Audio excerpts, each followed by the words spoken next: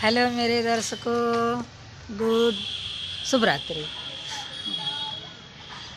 Good morning जी। देखो मेरी दीदी हैं, मैं मलनी जा रही हूँ।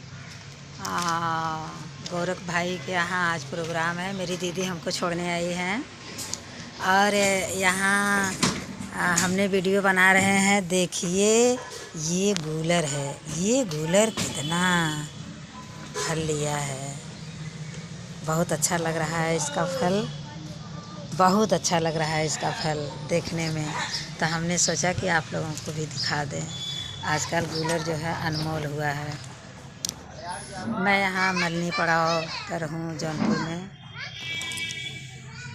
और आप लोग देखिएगा मेरे मलनी पड़ाव के गूलर का फल देखिएगा।